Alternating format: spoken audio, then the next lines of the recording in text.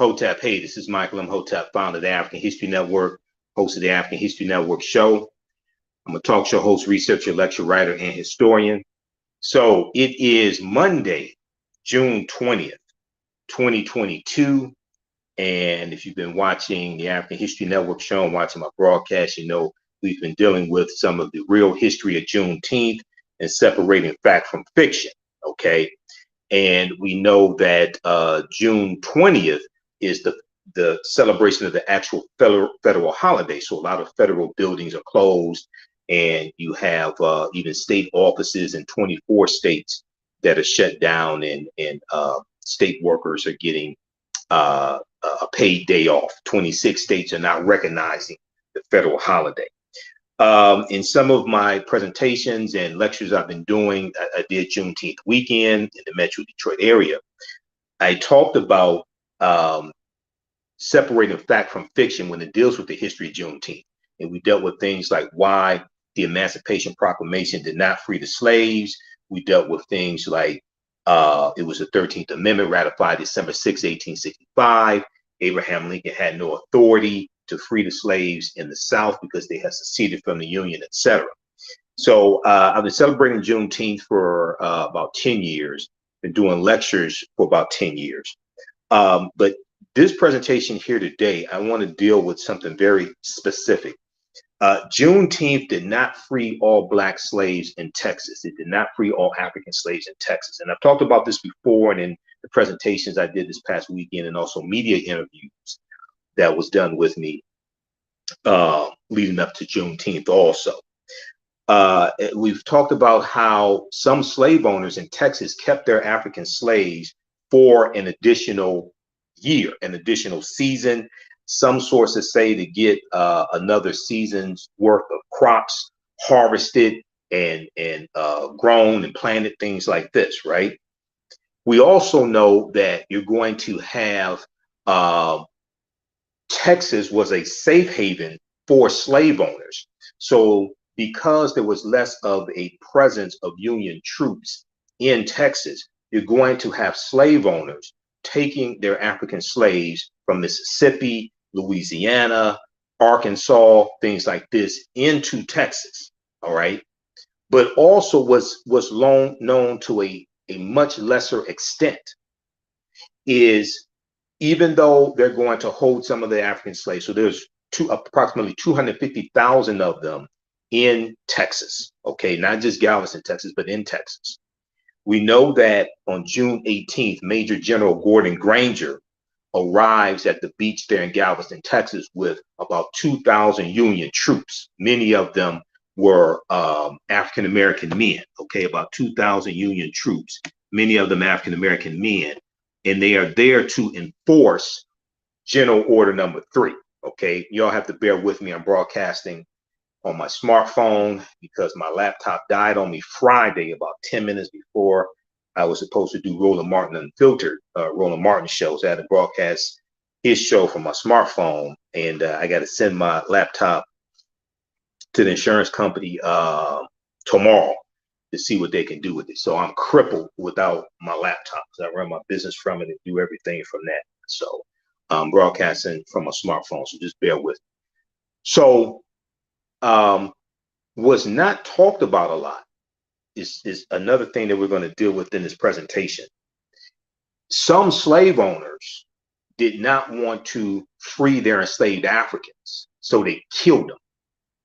Some slave owners in Texas did not want to free their enslaved Africans when General Order Number 3 was delivered by Major General Gordon Granger. Now keep in mind, June 19th was the date agreed upon to celebrate the enslaved Africans there in Galveston, Texas, but in Texas in general, getting the news that the Civil War was over for all practical purposes and that they were free, okay? But Major General Gordon Granger is going to go throughout Texas for almost up to a year, issuing General Order Number 3, and he's there to physically take back control of Texas away from the Confederacy. So it took military force to enforce General Order number 3. All right. So number one, Juneteenth did not free all African slaves in Texas. And I talked about this last year, but we're going to go deeper into it here. And I was watching news coverage of Juneteenth, this whole weekend and the week leading up to June 19th. And I was watching news coverage today, and they were saying, this was the last day of slavery in this country. No, it's not. That's absolutely false. That was not the last day of slavery in this country. When we talk about the history of Juneteenth, we have to correct the history of Juneteenth, and we have to protect the history of Juneteenth. If you saw me on Fox Soul TV, the Tammy Mack Show, they interviewed me Wednesday, June 15, 2022. They had me as a panelist. The topic was, should Juneteenth be a federal holiday? Yes, it should be a federal holiday. This is the only federal holiday that even recognizes that slavery existed in this country. But we have to correct the history of Juneteenth and protect the history of Juneteenth. This gives us an opportunity, with Juneteenth being a federal holiday, this gives us an opportunity to push into the national conversation in cable news, local news, radio, print, newspapers, magazines, things like this. This gives us an opportunity to push into the national conversation a history about this country that Republicans in state legislatures are passing laws to suppress the teaching of this history. Okay, so we have to use this as an opportunity to give America the massive history lesson that America desperately needs, but we have to correct the history of Juneteenth and protect the history of Juneteenth. It was not the last day of slavery. It was not the last day of slavery in this country. And it's not the last day of slavery in Texas, because you're going to have some slave owners that keep their African slaves for an additional year to 1866. And the Emancipation Proclamation did not free the slaves, as I've talked about in previous presentations, because it was a military strategy that Lincoln issued.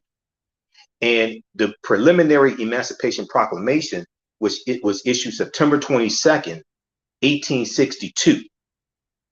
And it stated that the territories in rebellion, part of the Confederacy, the Confederate States of America, if they did not come back into the Union by January 1st, 1863, the slaves would be set free. And then it goes on to give exemptions for the border states like Maryland, Missouri, Kentucky, and Delaware. And those states that stayed loyal to the Union, the border states, they were allowed to keep their slaves. So Maryland does not abolish slavery until November 1st, 1864, which is almost 2 years after the Emancipation Proclamation. So I was watching MSNBC today, and I'm hearing reporters on MSNBC saying, oh, in Galveston, Texas, they got the news that they were free because of the Emancipation Proclamation 2.5 years after it was issued. But nobody said that the African slaves in Maryland were free almost 2 years after the Emancipation Proclamation was issued either. The Emancipation Proclamation did not free the slaves. This is why it's important to go to archives.gov, the U.S. National Archives website, or loc.gov, the Library of Congress website, and read all of these documents. Read the Emancipation Proclamation, read the U.S. Constitution, read the Declaration of Independence, read the 1964 Civil Rights Act, the 1965 Civil Rights Act. They have all that information there.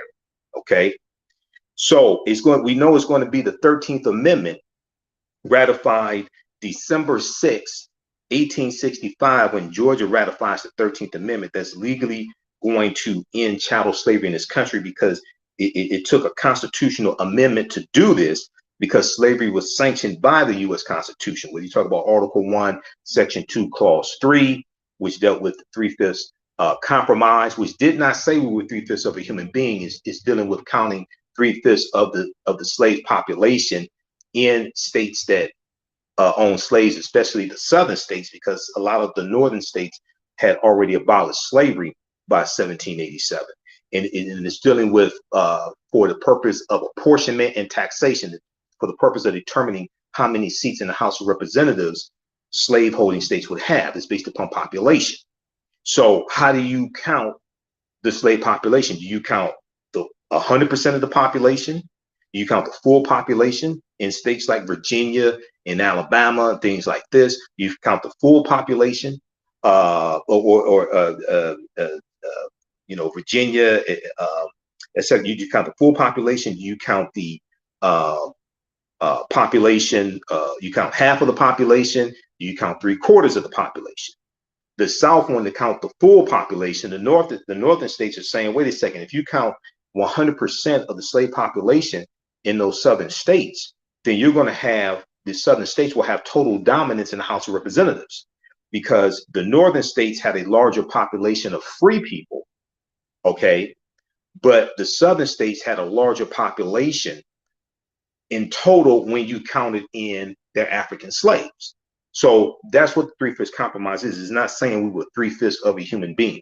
And at the same time, the full population of free African Americans in 1787 and subsequently after that in 1790, when the first census was taken, etc.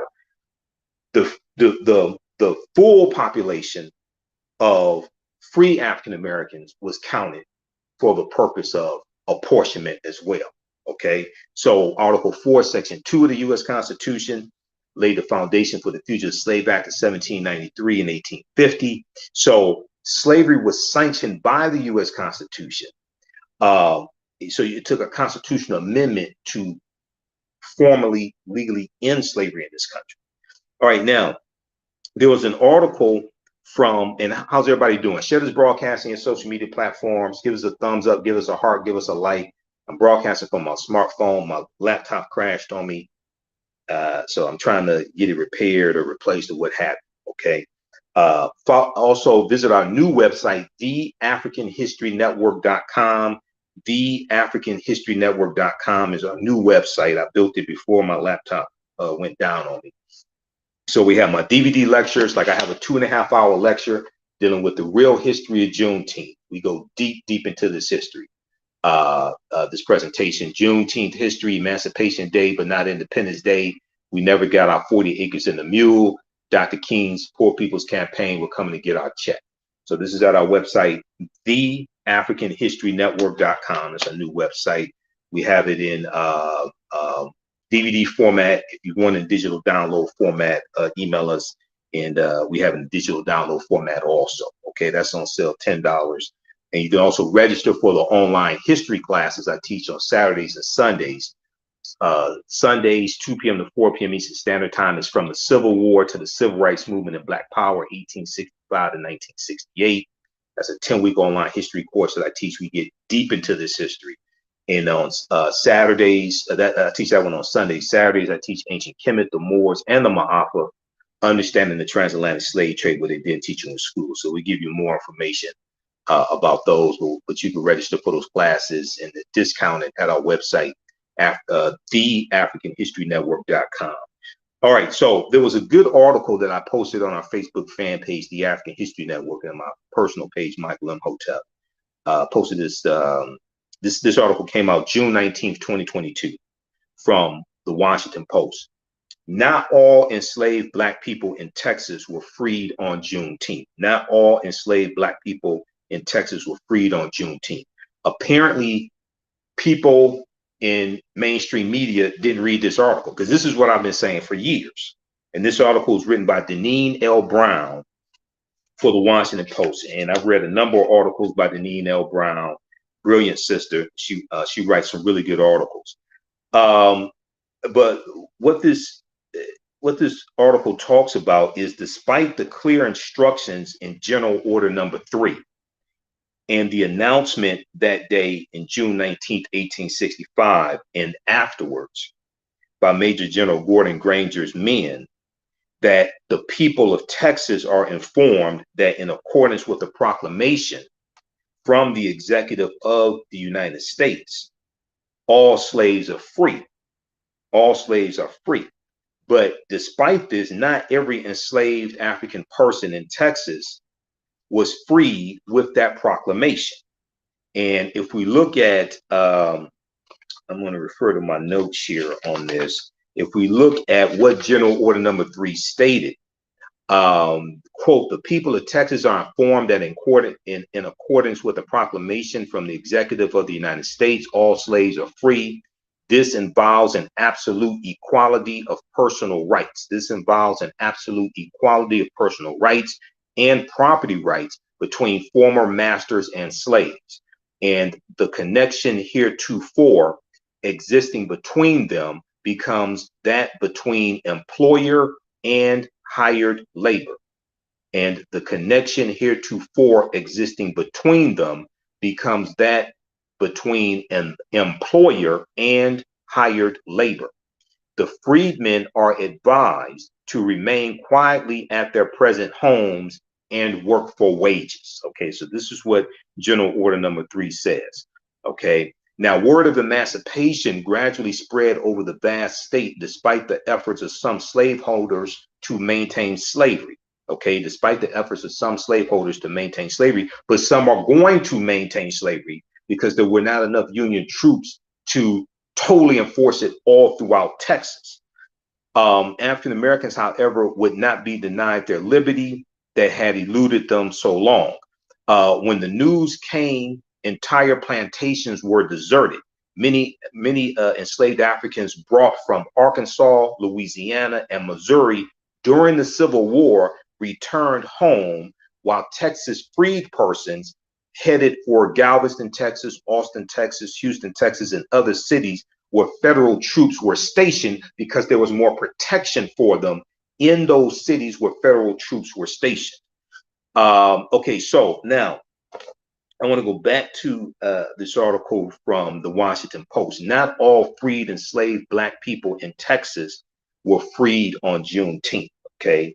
Also, if you like this type of information, you want to support the African History Network, we have the information in the thread of the broadcast. You can support us, $ the AHN show through Cash App, $ the AHN show through Cash App, also PayPal, paypal.me/the AHN show. This helps us keep doing the research, stay on the air, keep broadcasting, do my Sunday night radio show, pay some of the bills, etc. We also have the information at our new website, TheAfricanHistoryNetwork.com.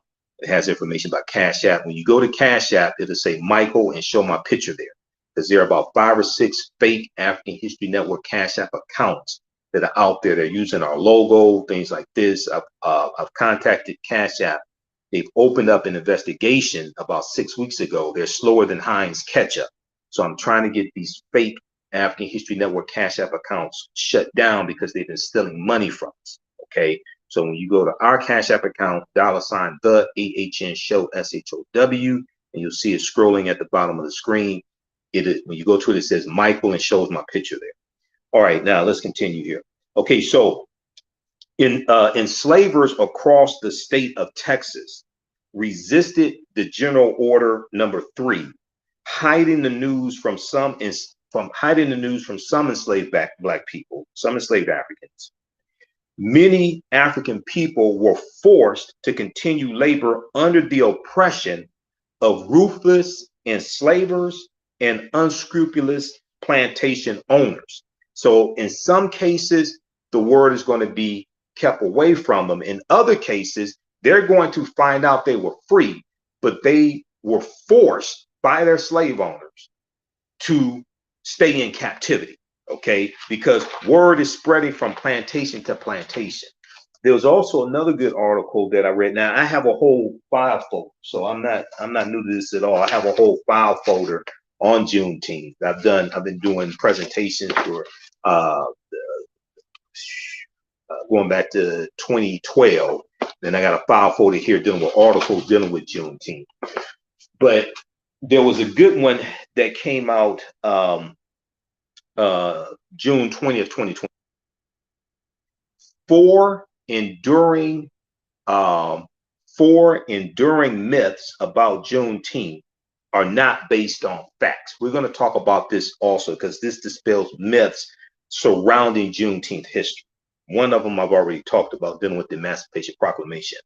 4 enduring myths about Juneteenth are not based on facts. So we have to correct the history of Juneteenth, and we have to protect the history of Juneteenth. So everybody watching on Facebook and YouTube, give us a thumbs up, give us a heart, give us a like. Share this broadcast on your social media platforms. Share it with your friends and family.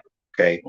So we know that June 17th, 2021, President Joe Biden signed into law the bill that passed the House of Representatives, passed the U.S. Senate.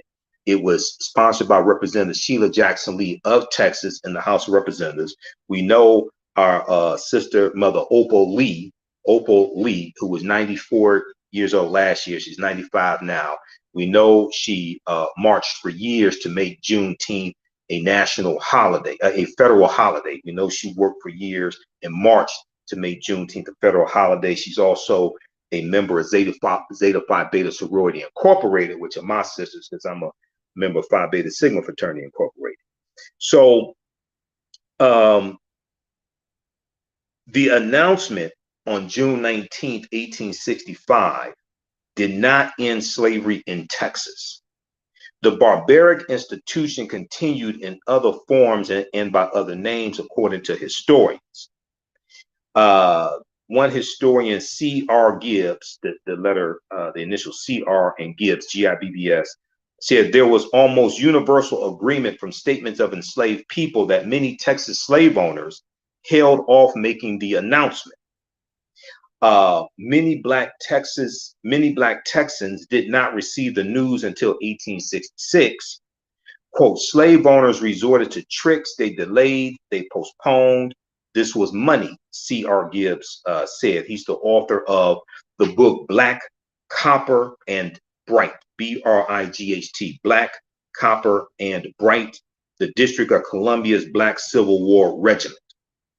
He said they wanted to continue to get every last drop of sweat from slavery. Now, even after Major General Gordon Granger's order, African people remained in, quote, such a delicate situation in Texas, C.R. Gibbs said, you have the collapse of the Confederate government and roving bands of men who wanted to turn the clock back. A Union officer said, quote, given a choice between hell and Texas, I would live in hell and rent out Texas. It was just that bad in Texas, he said. Now, during the Civil War, Texas was a refuge for enslavers, as I've talked about before. And I spoke in Inkster, Michigan. I spoke at 2 locations in Inkster, Michigan on Saturday, St. Clement's Church, Saturday morning. And then also at the Floyd B. Simmons Recreational Center, they had a Juneteenth Middle Passage commemoration event there. So I spoke there, and it's important. See this one of the reasons why it's so important to celebrate Juneteenth. It celebrates freedom, number one, but this gives us an opportunity to deal with the history of the Civil War, 1861 to 1865, and the history of Reconstruction, which is the period of time after the Civil War, 1865 to 1877, and the advancements that African Americans were making when it came to acquiring land, getting education, starting businesses, getting elected to public office. There are about 2,000 African American men who got elected to elected office, public office during Reconstruction. And we're going to have a couple of U.S. senators like Hiram Rhodes Revels in 1870 out of Mississippi. You're going to have a majority of them are going to be in the House of Representatives. When we look at the state legislature of South Carolina, the majority of the state legislature of South Carolina were made up of African American men during Reconstruction. Then you're going to have the Compromise of 1877, which ends Reconstruction. We're going to see a reversal of these gains that we're making, but we're also going to see an increase in domestic terrorism. Even during Reconstruction, we see this. This is why 1871, the Ku Klux Klan Act, is implemented by President Ulysses S. Grant, October 1871. He declares martial law in 9 counties in South Carolina to crack down on activities of the Ku Klux Klan, who were attacking and killing African American elected officials, as well as white Republicans who were many of our allies. They were being attacked by the Klan and domestic terrorist organizations like the White League and the Red Shirts and things like this. Okay, so even after Major General Gordon, during the Civil War, Texas was a refuge for enslavers evading emancipation. Quote, slave owners in Arkansas, Tennessee, and Louisiana ran their Negroes from Arkansas, Louisiana, and other parts of the states into Texas because the U.S. Army had not reached Texas. Because the U.S. Army had not reached Texas, said W. Marvin Delaney, a retired University of Texas Arlington historian and president of the Association for the Study of African American Life and History, also known as ASALH. ASALH is the organization that Dr. Carter G. Woodson co-founded September 9th, 1915 in Chicago. Okay, the Association for the Study of Negro Life and History, which is now the Association for the Study of African American Life and History. And we know in February 1926, Dr. Carter G. Woodson he founded Negro History Week. Okay, the second week in February, Negro History Week, which in 1976 became Black History Month. All right, even though in Virginia we know they were celebrating it for a whole month going back to about the 1940s and 1950s or so. All right, now after Major General Gordon Granger's order, General Order Number 3, the Union Army literally had to march across Texas to enforce the order and free enslaved African people. They literally had to march across Texas to enforce the order and free enslaved African people. Because keep in mind, they're on horseback, they're on foot, they're not in escalades. Okay, they're not in expeditions. They're on horseback and foot. Texas is a huge state. Okay, so they're going through for almost a year delivering General Order Number 3. This is why June 19th was the agreed upon date to commemorate and celebrate the General Order Number 3 being issued. But they're doing this for a number of days, not just one. All right, excuse me. All right, my allergies are still bothering me some. Okay, so in some cases, white enslavers killed enslaved African people rather than allow them their freedom. In some cases, now this is part of it. I haven't really, the only person I heard talk about this was Joy Ann Reid today on the Readout. I haven't heard in all the coverage that I've seen this year, in especially on cable news and reporters like here in local news here in Detroit. None of them have talked about this. There were approximately 2,500 enslaved African people who were killed by their slave masters in Texas to keep from setting them free. So when we deal with the history of Juneteenth, we come together for these celebrations. It has to be more than just a cookout. It has to be more than just dancing and singing, things like this. That's fine. We come together, but we have to have this historical component of it to protect the history of Juneteenth and correct the history of Juneteenth and educate our people on this history and educate America on this history as well, because Americans are very ignorant when it comes to history. Okay, so, and I want to also reference my binder here. This is one of the binders I use in the online history class I teach as well. From the Civil War to the Civil Rights Movement and Black Power, 1865 to 1968. There's actually two huge binders that I have full of information for that 10-week online class, because there's a piece here dealing with the role of white female slave owners in 1850 and 1860. And I want to talk about one named Martha Gibbs, who fled Mississippi and went into Texas with her African slaves. She's one of those people that did this. Okay, so Texans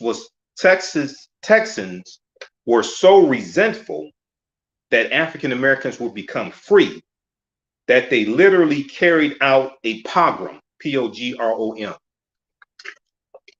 They literally carried out a pogrom, said W. Marvin Delaney, citing a speech by Barry A. Crunch, a professor of history at Gallaudet University, Gallaudet. Quote, they killed as many as 2,500. They were just murdered outright across the state of Texas. Now, violence increased against African Americans between 1865 and 1868.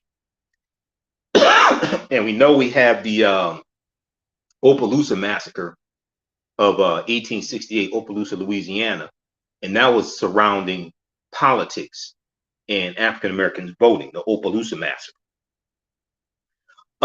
In some cases, enslaved African people in Texas were run down by bloodhounds or shot rather than being released from bondage. Quote, it takes almost over a year for the Union Army to literally go across the state of Texas and free African Americans from slavery. So the article goes on to talk about how, what I've stated numerous times before, the Emancipation Proclamation did not free the slaves.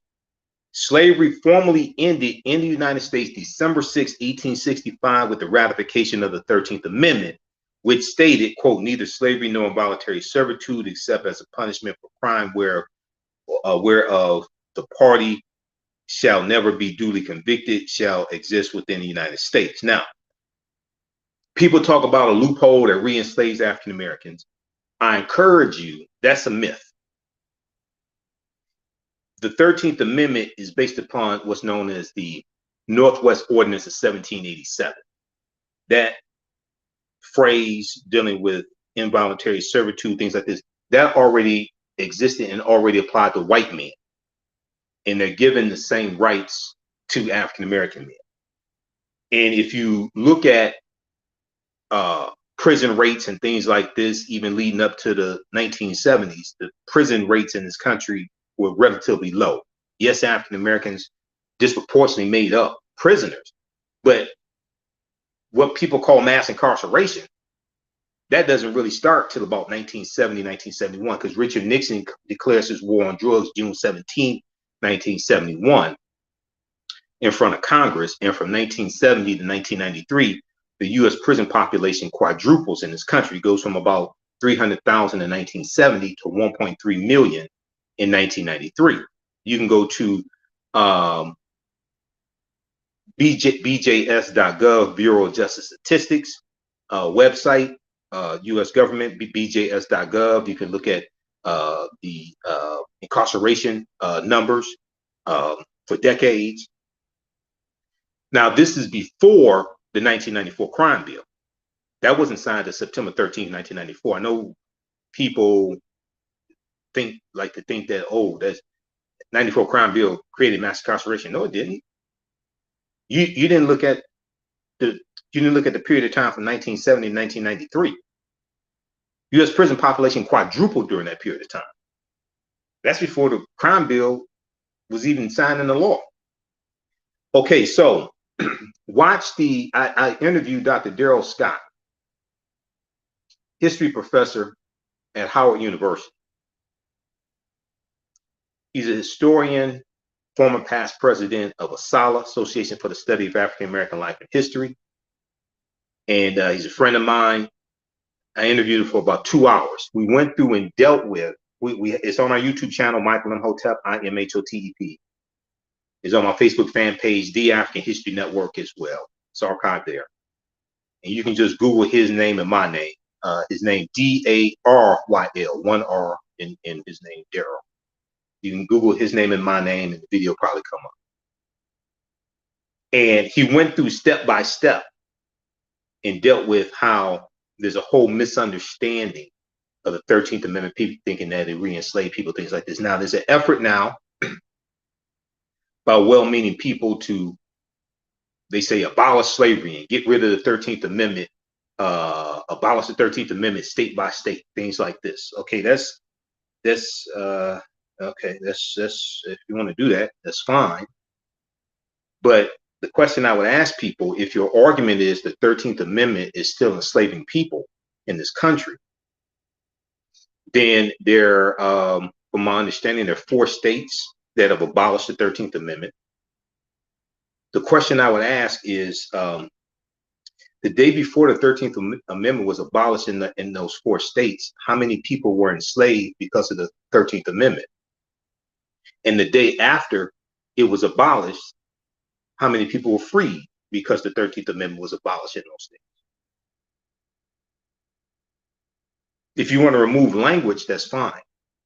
But if you're saying people in those states where the law exists are enslaved because of that law, because of the 13th Amendment and what you call a loophole, then my question would be, in those 4 states where it has been removed, it has been abolished, how many people were enslaved the day before the law was abolished because of the 13th Amendment?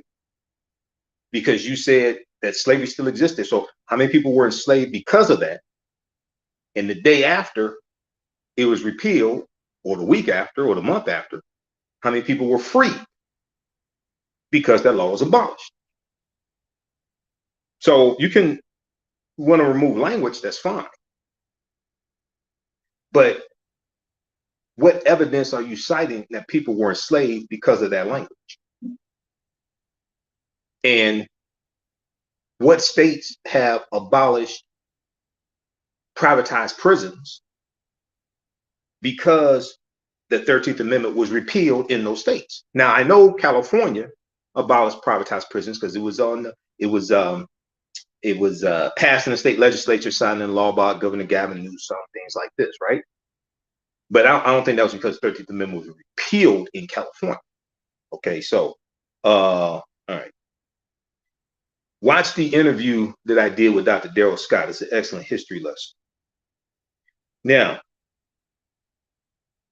but people want to remove language. Okay, all right. So let me see here. All right.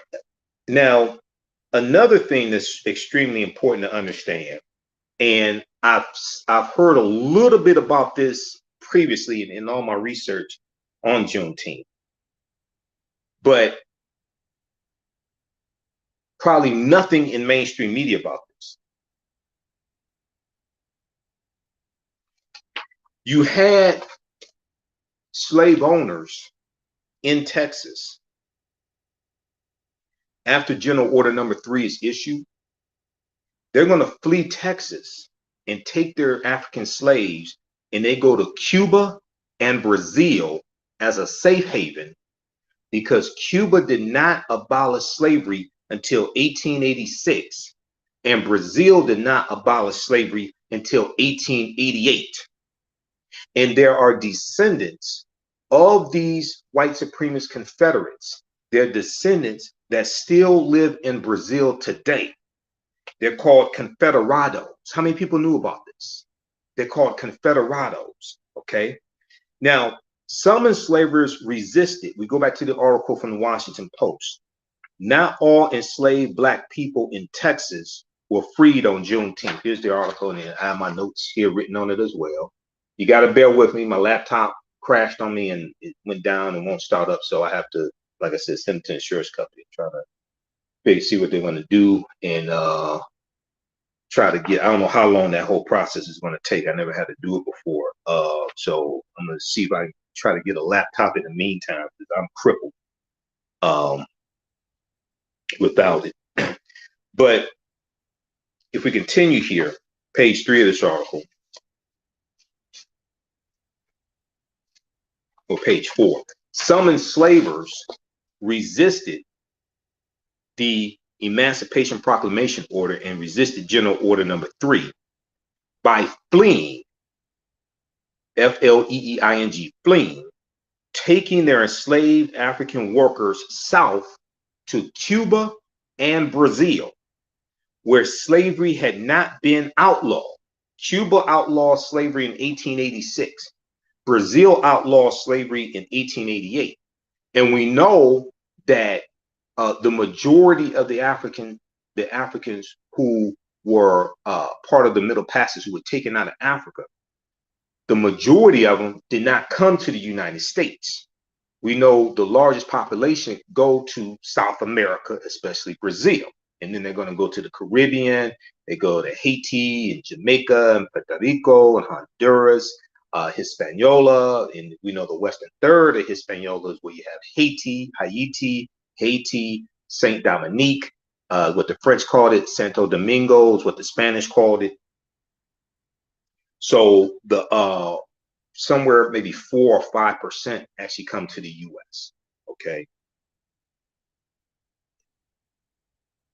So this is a part of the history dealing with Juneteenth that almost nobody talks about. These white supremacists that flee, these slave owners that flee Texas to avoid freeing their slaves, and they go to Cuba and Brazil to keep them enslaved. Now, the kidnapping of African people out of the country struck fear in those who were still in precarious situations in the control of their former enslavers without protection from Union troops. Frederick Douglass's brother, Perry Downs, Perrydowns, Perry Downs, who was enslaved in Texas, recounted hearing his enslaver say that he would run his quote unquote property out of Texas. He would run his quote unquote property out of Texas. Now, no one knows how many enslaved African people were driven farther south by enslavers, because we know Cuba is 90 miles away from the United States. Okay, Cuba. Okay, and that was Spanish territory, and then Cuba's going to gain its independence. You have the Spanish-American War, 1898. If you saw the movie Posse with Melvin Van Peebles and Mario Van Peebles and Sally Richardson, that movie Posse takes place in 1889. It takes place in 1898. During, you know, they were deserters from the Army, from the U.S. Army. That takes place in 1898 during the Spanish-American War. That's the backdrop. That's the setting, historical setting of that whole movie. That's a fantastic movie. Posse. Big Daddy Kane is in there. That's a fantastic movie, and they have some deep history in there. One of the things they talk about is approximately 1/3 of what we call cowboys during the Old West were Black, African American. Okay, and the term cowboy originally was a derogatory term because white men were called cattlemen or cowhands. African American men were called cowboys.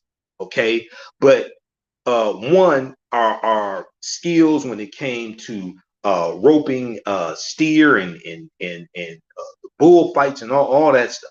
Okay, the rodeos and Bill Pickett rodeos, things like that. Our skill set was so good that it caused us to have a lot of, it caused even white men to respect a lot of us, one, because of our skills. But cowboy became a general term and lost its negative stereotypical stigma. Okay, but originally cowboy was a pejorative, derisive term used for African American men, calling them a boy. Okay, so let's continue here. No one knows how many enslaved African people were driven farther south by enslavers to avoid freeing them out of Texas and going. Some are going to go into Cuba. Others are going to take their African slaves to Brazil. Quote, there were unnamed numbers of Black people taken out of the United States to places where there was still slavery, end quote. Said, this was C.R. Gibbs, the historian C.R. Gibbs. Now, slavery was not abolished in Cuba until 1886, as I said previously. Brazil became the last country in the Americas to abolish slavery in 1888. So they're looking, so just as many of these slave owners like Martha Gibbs, who we're going to talk about here in just a minute, and Professor Stephanie E. Jones Rogers talks about Martha Gibbs in her book, They Were Her Property. uh, which deals with white women and slavery. Okay, they were her property. White women as slave owners in the American South. This is a book that came out February 2019. I did a presentation about Professor Stephanie E. Jones Rogers' work in her book when this came out in 2019. Martha Gibbs was a white female slave owner from Mississippi, and she leaves Mississippi and takes her African slaves into Texas, okay, because Texas was a safe haven for many slave owners because there was less of a presence of Union troops in Texas, and Texas was more removed from battles during the Civil War also. All right, so slavery was not abolished in Cuba until 1886. And it was not abolished in Brazil until 1888. To this day, descendants of Confederates who drove enslaved African people into Brazil celebrate with festivals. They celebrate with festivals to this day in Brazil. These descendants of these white supremacist Confederates celebrate to this day with festivals in Brazil in the cities of Americana and Santa Barbara de Oeste, D''OESTE, celebrating the Confederate States of America with Confederate flag displays and dances. So these were two cities in Brazil that these Confederates fleeing the U.S. with their African slaves, they founded these two cities. Their descendants of these white slave owners still live, some of them still live in those two cities today. Okay, there's another article I'm going to reference dealing with this, because this article here from the Washington Post references another article from the Washington Post from July 11th, 2020 that goes deeper into this history. This is a piece of history related to Juneteenth that is not talked about. Okay, one, approximately up to 2,500 enslaved Africans being killed by their slave owners here in Texas, here in the U.S., in Texas, to keep from freeing them. That's not talked about. And then those slave owners that flee Texas with their African slaves into Cuba and Brazil is not dealt with as well. Now, in the United States, as communities prepare for Juneteenth celebrations, historians say revelers should also pause in somber acknowledgement that the hardship of involuntary labor and racial terror against African people continued long after Major General Gordon Granger stood on the courthouse steps in Galveston, or at the Ashton Villa in Galveston, Texas, which is a mansion on Broadway Street in Galveston, Texas. Okay, and going throughout issuing special field order number, general order number 3, special field order number 15 is what's known as 40 acres and a mule. Quote, Juneteenth should be celebrated to recognize the symbolic emancipation of African Americans from slavery in Texas, said the historian Delaney, W. Marvin Delaney, a retired University of Texas Arlington historian and president of the Association for the Study of African American Life and History. He said, let's celebrate it, but also realize it took much longer and much more than an order from a Union Army general to end slavery in this country. It took much longer and much more than an order from a Union Army general to end slavery in this country. Once again, as I said before, as I've been saying for years, Juneteenth did not free, all African slaves in Texas were not freed June 19th, 1865, or even after that, as they're going through issuing and delivering General Order number 3. Some are going to be kept enslaved until the following year, 1866, and then some are going to be forced to go with their slave masters into Cuba and Brazil. So yes, we should celebrate Juneteenth. This is time for us to come together, celebrate who we are, celebrate our history, honor our ancestors, engage in economic empowerment, and support African American owned businesses. We have to have a political education component, not just talking about voting. What are you voting for? We have to have a political education component infused into these Juneteenth celebrations. Because when I do my presentations, I deal with history, political education, law, and economic empowerment. Okay. Politics is the legal distribution of scarce wealth, power, and resources, and the writing of laws, statutes, ordinances, amendments, and treaties, their adoption, interpretation, and enforcement. Politics, it impacts every aspect of our lives. Okay. So all these things and these issues and laws and things like this, policies that we advocate for, they're all shaped by politics. So voting is one part of politics, but who you vote for and the policies you advocate for largely has to do with your understanding of history and law. Okay, so how's everybody doing? Give us a thumbs up, give us a heart, give us a like. How you all like this type of information? If you want to learn more about this type of history, be sure to visit our new website, TheAHNShow.com. You have to bear with me, my allergies still bother me. I'm allergic to pollen. They're much better than they were like 3 weeks ago, but you just have to bear with me. Visit our new website, TheAHNShow.com, TheAHNShow.com.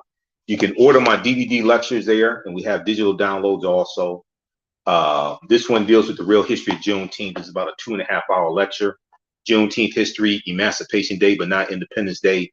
We never got our 40 acres and a mule. Dr. King's Poor People's Campaign. We're coming to get our check. It's a 2.5-hour lecture.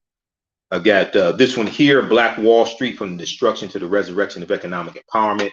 This is a 2.5-hour lecture dealing with the real history of Black Wall Street, the origins of Tulsa, Oklahoma. Tulsa, Oklahoma was founded around 1834 by Creek Indians who get pushed off their land in southeastern United States because of the Indian Removal Act of 1830, signed into law by President Andrew Jackson. And the Choctaw, Chickasaw, Creek, Cherokee, and Seminole Indians all go on what's known as the Trail of Tears, over 1,000 miles into Oklahoma. When they go into Oklahoma, they take their African slaves with them, because what's known as the 5 civilized tribes of Native Americans, they all owned African slaves. So Tulsa was founded by Creek Indians. The word Tulsa comes from the Creek Indian word Tallahassee. And this is a lot of the early African-American landowners in Tulsa, Oklahoma. A lot of them got land from what's known as the Black Freedmen Indian Treaties of 1866 and the Dawes Allotment Act of 1887, which redistributed land to Native Americans and Black Indians. Now, white people get 2/3 of this land. This is where you get the $5 Indian from, because when white people found out that this land redistribution was taking place, it's about 138 million acres of land that was being redistributed.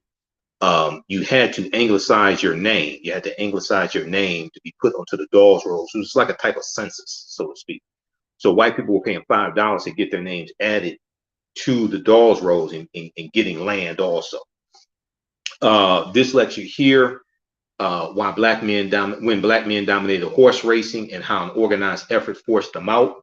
Okay, this deals with how we used to win the Kentucky Derby, dominate horse racing. The first Kentucky Derby was ran in 1875. It was won by this brother right here, Oliver Lewis. He was 19 years old and a former slave. He won the first Kentucky Derby. 13 of the 15 jockeys in the first Kentucky Derby were African American jockeys, many of them former slaves. Oliver Lewis's trainer, his name was Ansel Williams. Okay, Ansel Williams was an older African American man. He was a former slave as well. So this deals with how we used to dominate horse racing and how we got pushed out of horse racing by jealous white men. This one right here, 6 principles of political self-defense. 6 principles of political self-defense. Understanding how public policies and laws affect the economic conditions of African Americans. This ties all that together: politics, economic empowerment, understanding laws and policies, etc.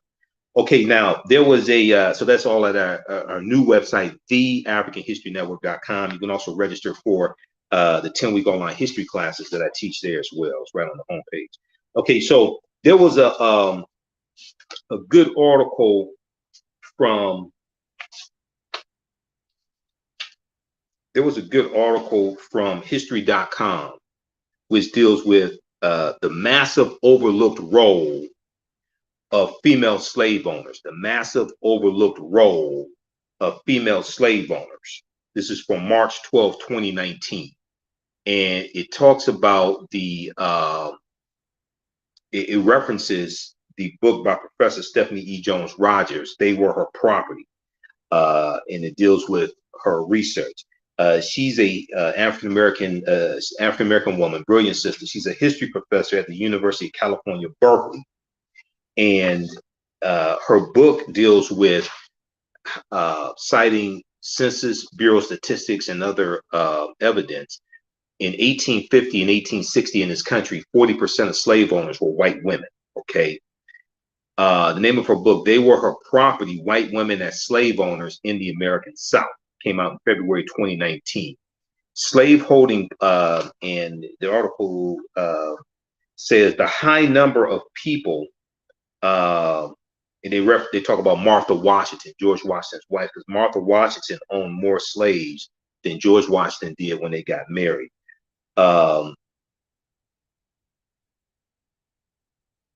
Stephanie E. Jones Rogers, a history professor at the University of California, Berkeley, is compiling data on just how many white women owned slaves in the U.S. and in the parts of the 1850 and 1860 U.S. Census, the 1850 and 1860 U.S. Census data she studied so far. White women make up 40% of all slave owners in 1850 and 1860. Slaveholding parents typically gave their daughters more enslaved people than land. Slave owning parents typically gave their daughters more enslaved African people than they gave them land. Quote, what this means is that their very identities as white women are tied to the actual or the possible ownership of other people, end quote, said Professor Stephanie E. Jones Rogers. Now, the article goes on to say white women were active and violent participants in the slave market. They bought, sold, managed, and sought the return of enslaved African people in whom they had a vested economic interest. Owning a large number of enslaved African people made a woman, a white woman, a better marriage prospect, a better marriage prospect. Once married, white women fought in courts to preserve their legal ownership over enslaved African people and often won in court. Quote, for them, slavery was their freedom. For them, slavery was their freedom, said Professor Stephanie E. Jones Rogers. Now, in this article, they talk about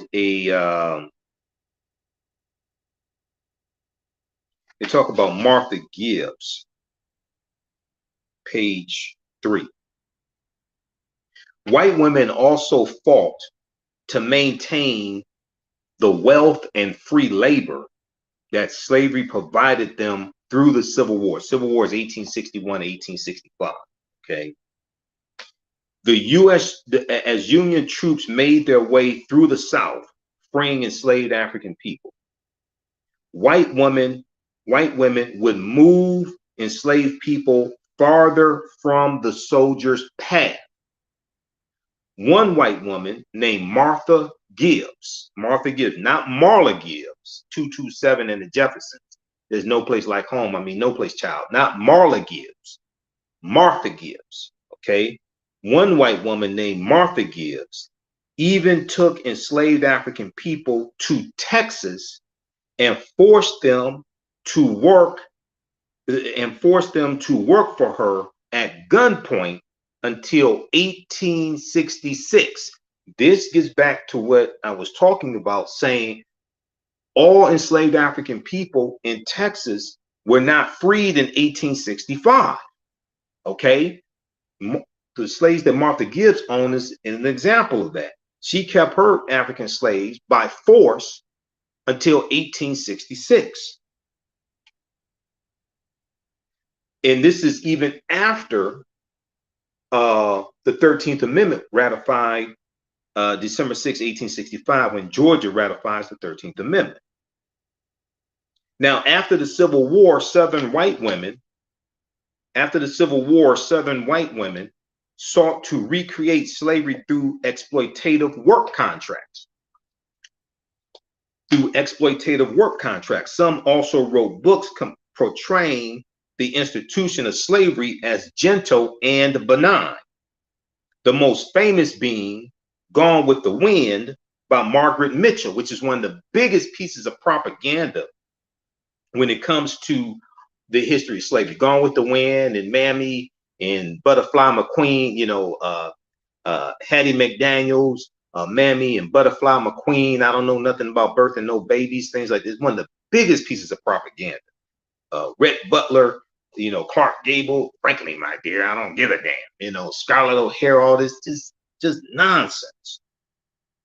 Some also wrote books portraying the institution of slavery as gentle and benign. The most famous being Gone with the Wind by Margaret Mitchell, a woman born 35 years after abolition, after slavery ends 1865. Yet, as Professor Stephanie E. Jones Rogers argues in her book, They Were Her Property, it was not only white women, quote, ideological and sentimental connections, end quote, to slavery that made white women defend it. Scarlett O'Hara would have been protecting her economic interests too. Scarlett O'Hara would have been protecting her economic interests too. So check out this second article. Now this is one of the articles that we reference, because this is in the class I teach on Sundays, 2 p.m. to 4 p.m. Eastern Standard Time, from the Civil War to the Civil Rights Movement and Black Power, 1865 to 1968. Usually I show you the information on my website, but my laptop is down and I can't show it to you. But if you visit our new website, TheAHNHistoryNetwork.com, we have it in the thread of the broadcast, TheAHNHistoryNetwork.com. You can register for my 10-week online classes. They're on sale right now, limited time only. Regularly $130, they're on sale $60. After you register, you have full access even after the class is over with. So a year from now, 2 years from now, you can go watch the entire course. You can use this information with your family, with your children. Also, we have a bundle pack you can register for both classes for $100. Okay. So the name of this article here, the massive overlooked role of female slave owners. This is from history.com, which is the official website of the History Channel. And this is from March 12, 2019. The class I teach on Saturdays, 2 p.m. to 4 p.m. Eastern Standard Time, is from the Civil War to the Civil Rights Movement and Black Power, 1865 to 1968. From the Civil War, I'm sorry, the one I teach on Saturday, Ancient Kemet, the Moors, and the Ma'afa, Understanding the Transatlantic Slave Trade, what they didn't teach you in school, okay? And we deal with thousands of years of history and what leads up to the transatlantic slave trade taking place. So we have a bundle pack. You can register for both classes right now. We have a bundle pack for $100, and it's additional content that you get. You get free lectures from me in digital format. So it's about a $360 value that you get. It's about excuse me, about a $360 value that you get for $100. Okay. And like I said, even after the 10-week online classes are over with, you can go back and watch it anytime. Okay. And you go back and watch it anytime. You still have full access. A year from now, 2 years from now, you'll still have full access to the class. All right. Let's continue. Okay.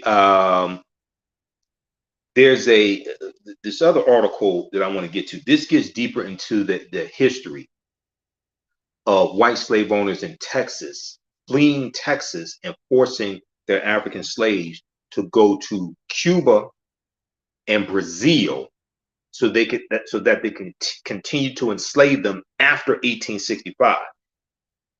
99.9% of the conversations dealing with Juneteenth don't deal with this history.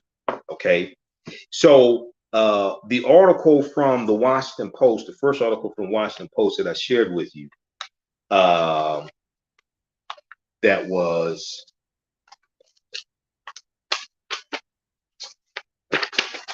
this one here. Now all enslaved Black people in Texas were freed on Juneteenth. Okay, that came out June 19th, 2022.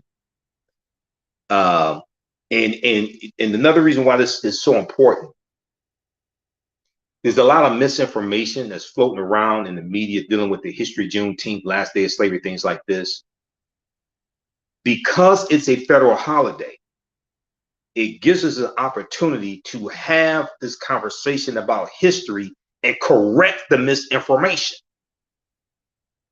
If it wasn't a federal holiday, you wouldn't see all these articles being written about it. And look at the articles here on the African History Network on Facebook, and I post a lot of those articles. You wouldn't have this coverage in media. So we have to use this to, one, educate ourselves, two, educate America and give America the massive history lesson that it needs. But that history has to be corrected. The history has to be corrected at whitehouse.gov. The history has to be corrected in the history books. And then we have to use that as a springboard to force the policies that we want and vote people in the office who will vote for those policies. Because it takes 218 votes to get any bill passed in the House of Representatives. So many of these bills will pass the House of Representatives, but you don't have 60 votes in the Senate for it. Okay, George Floyd Justice and Policing Act passed the U.S. House of Representatives by a vote of 220 to 212. No Republicans voted for the bill. Remember that come November 2022. No Republicans voted for the George Floyd Justice and Policing Act, even though they talked about how, oh, it was so terrible what happened to George Floyd. But when it came time to do something about it, you voted against it. Then when it goes to the Senate, it was blocked by Senator Tim Scott of South Carolina, who said the sticking point was defund the police, which is a lie, because September 25th, 2021, the Fraternal Order of Police and the International Association of Police Chiefs put out a joint statement saying that defund the police was never part of the George Floyd Justice and Policing Act, number one. Number two, that those two organizations supported the George Floyd Justice and Policing Act. And they talked about how it would protect the rights of police. It would make communities safer. It gave additional funding for police, because contrary to popular belief, and even Senator Cory Booker of New Jersey said this. There's an article from CNN that talks about this because he did an interview with CNN. The George Floyd Justice and Policing Act actually funds the police. I've dealt with this on my show, the African History Network show. The George Floyd Justice and Policing Act actually funds the police. It does not defund the police. It funds the police. Senator Cory Booker said the George Floyd Justice and Policing Act spends millions more on policing, M-O-R-E, more, in addition to. Okay, he said it spends millions more on policing. And let me see here. Hold on, we'll get so like this is so those maybe this is your first time watching this type of research I do. See, these are all articles here. I got 2 stacks of articles. Let me just show you. Let me just these people think I'm playing. See, I don't play games. I got 2 stacks to my right. This is 1 stack of all articles. This ain't duplicate stuff. Okay, this is 1 stack of articles. This is the other stack of articles here. This is the type of research that I do.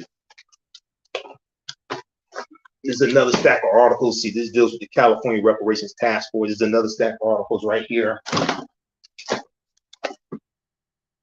This is one of the 2 binders that I teach from for my Sunday class. This is one of the binders. From the Civil War to the Civil Rights Movement and Black Power, 1865-1968. These are file folders of articles.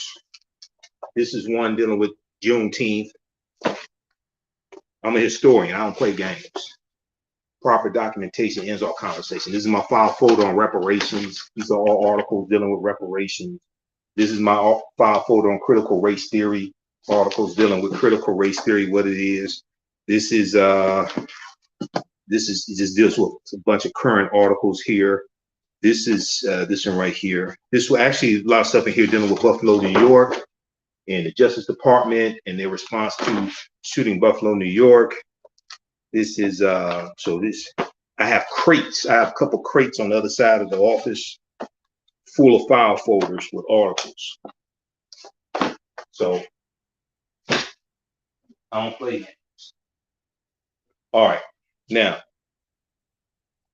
this one, this article here, this gets deeper into the slave owners fleeing Texas going into Cuba and Brazil. They lost the Civil War and fled to Brazil. They lost the Civil War and fled to Brazil. Their descendants refused to take down the Confederate flag. This is from July 11th, 2020. Who has talked about this? Who have you heard talk about this, talking about Juneteenth? Because most of what I hear, a lot of the history I hear about Juneteenth is wrong. Okay, it was not the last day of slavery. Emancipation Proclamation did not free the slaves. All the slaves weren't freed on Juneteenth in Texas. Just wrong.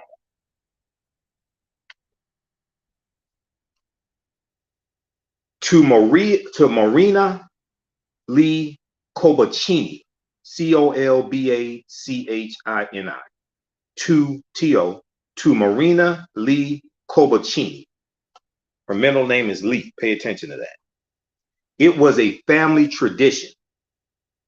Each spring, she would join the throngs who descended on a nondescript city in Brazil, don a 19th century hoop skirt, and square dance to country music. Square dance to country music.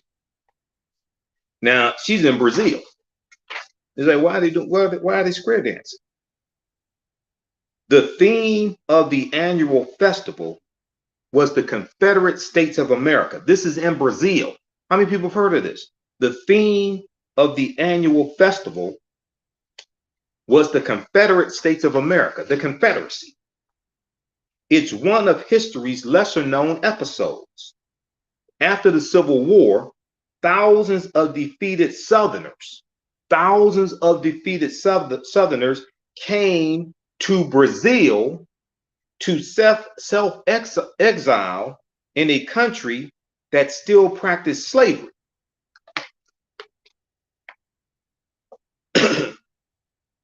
After the Civil War, thousands of defeated Southerners came to Brazil to self-exile in a country that still practiced slavery.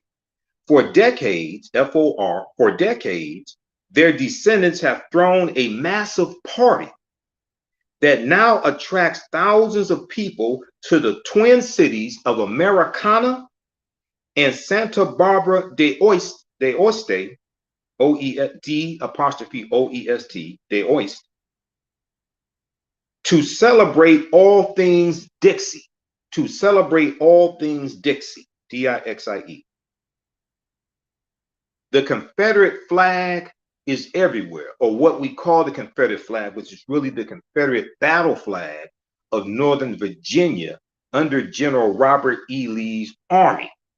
Okay, the flag that's on top of the Dukes of Hazzard car, in the car on the Dukes of Hazzard, the General Lee is named after General Robert E. Lee, who's a white supremacist slave owner who took up arms against the Union to maintain slavery. He was from Virginia, General Robert E. Lee. That was the battle flag of his army. He had the largest Confederate army, okay?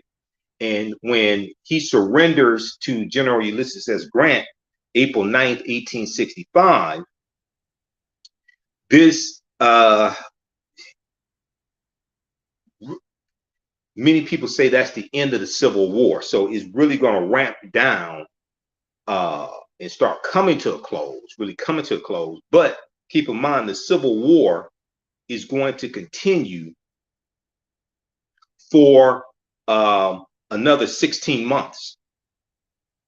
The reason why is because even though General Robert E. Lee's army was the largest Confederate army. It was not the only Confederate army. There were smaller armies like General Joseph E. Johnston's Confederate army in Texas. He had 90,000 troops. Okay. Nathan Bedford Forrest had a Confederate army as well. So terms of surrender had to be negotiated with each one of those smaller Confederate armies. So it's going to be August of 1866 that President Andrew Johnson announces a formal end to the Civil War. So it's going to go on actually for another 16 months, but to a much lesser extent. Okay, now on flagpoles and knickknacks emblazoned on the dance floor, clutched by men clad in Confederate battle gray, decorating the grounds of the cemetery that holds the remains of veterans of the rebel army, the traitors, the Confederate army. They have a cemetery there in those two cities where they're buried. The immigrants known here in Brazil as Confederados, Confederados, Confederados. And the Confederates set up two cities in Brazil, Americana and Santa Barbara de Oeste. In a country that has long been more preoccupied with class division than racism, the Confederate symbols, stripped of their American context, never registered much notice. But now, as the racial reckoning in the United States following the killing of George Floyd, May 25th, 2020, in Minneapolis, Minnesota, inspires a similar re-examination of values in Brazil, that has begun to change. Okay, so keep in mind this article is from July 11th, 2020. Okay, so basically 2 months after George Floyd was killed. Now, Brazilians in recent weeks in July 2020 have demanded the removal of the notorious statue in Sao Paulo of a 17th century settler who enslaved indigenous people. Protests for Black equality have rumbled through several cities, and in the two cities founded by Confederates, Americana and Santa Barbara, the cities founded by the Confederates, Brazilians who have never been to the United States are increasingly asking questions piercingly familiar to Americans. Brazilians who have never been to the United States are increasingly asking questions piercingly familiar to Americans. Where should the Confederacy be remembered? Should it be remembered on a flagpole or in a museum? Now, Marina Lee Colbacini, who is she's a descendant of one of these Confederates. She said, quote, "My mind has been opened to the questions." She's 35 years old. Her middle name, Lee, pays homage to the traitor General Robert E. Lee, Confederate General Robert E. Lee. She attended the festival for most of her life, but now has stopped going. Despite worrying what her community might think, she has begun asking that Confederate battle flag be taken down. She said, quote, "It represents my family's tradition," she said. "It represents my family's traditions. But in the entire world, in the United States, they know what it also represents," end quote. Now, the debate has simmered for years.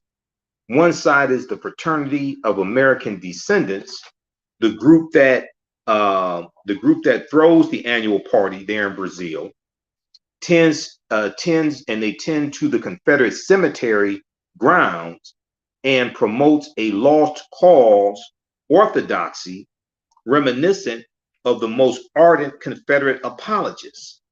Now, the lost cause is something like about 125, 150 year effort to rewrite the history of the Civil War, revisionist history, and make the South seem like they're the victims, and they're the ones keeping Africans enslaved, and is to say that the Civil War, the South was fighting for states' rights. It wasn't about slavery, it's states' rights. No, you wanted states' rights to keep Africans enslaved. That's what it was. Because in your statements of secession, you talked about how slavery was central to your way of life and central to your wealth that you've accumulated, things like this.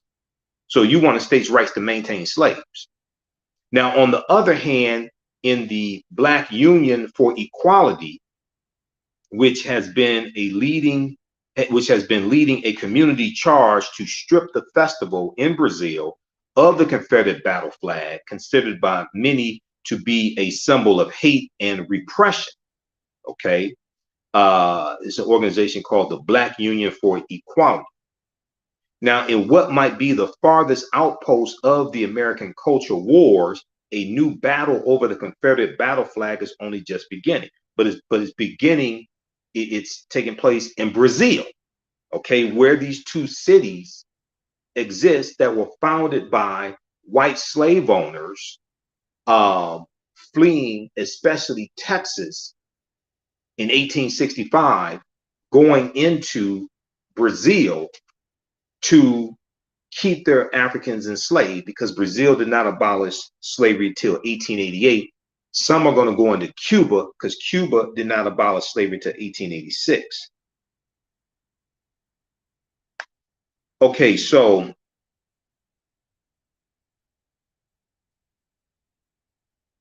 the article goes on to say they have a section called "A Mass Exodus in Search of Land and Slaves." A mass exodus in search of land and slaves. Okay, in this article here from the Washington Post, the newspapers called it Brazilian fever. Okay, who have you all heard this type of history before dealing with Juneteenth? Who's sharing this with you? Remember when you heard this first? The newspapers called it Brazilian fever. With the war lost, the Civil War, thousands of Southerners, fearful of living under Northern rule among freed slaves, were seeking other opportunities. Some pushed for Mexico, others pushed for Venezuela. But Brazil, which would not abolish slavery for another 23 years, because they abolished slavery in 1888, but Brazil proved to be the most attractive of these countries. Emperor Dom Pedro II, a fierce advocate of the South during the war, tried to induce their immigration, offering free transport, cheap land, and an easy path to citizenship. Before long, Southerners from the United States sailed out from New Orleans and Mobile, Alabama for Rio de Janeiro. Eventually, between 8,000 and 20,000 emigrated. Between 8,000 and 20,000 Southern whites flee the U.S., flee the South, because they don't want to be under Union rule, and they're fearing these freed African slaves. Maybe they're fearing retribution. I don't know. You know, chickens coming home to roost. So between 8,000 and 20,000 flee and go into Brazil. Have you ever heard this before?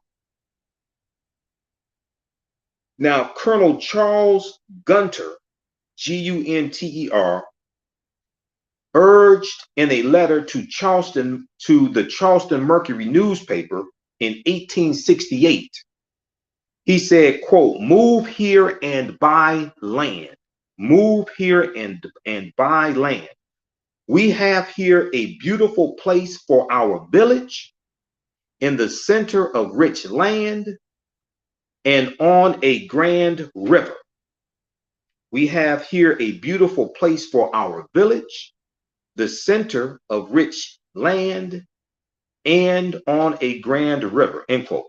But historians say one of the central draws was a country where Southerners could freeze time and continue a lifestyle that had been put to a violent end in the United States. They wanted to stay dominant and keep their slaves. En Vogue said, give it up, turn it loose. They didn't want to give it up, turn it loose. Okay, they had a good thing going. They said, we're going to leave the country to keep these Africans enslaved. Because, you know, one would ask the question. So, you know, one of the stereotypes is that, you know, African people were lazy and the slaves were lazy and things like this, right? So let me get this straight. You're going to leave the country and sail to Brazil to keep lazy Africans enslaved, and you got to take care of them? No, they weren't enslaved. And we had skills also. See, the other thing was there were at least 262 skills, trades, and crafts that African people had in this country from 1619 to 1865.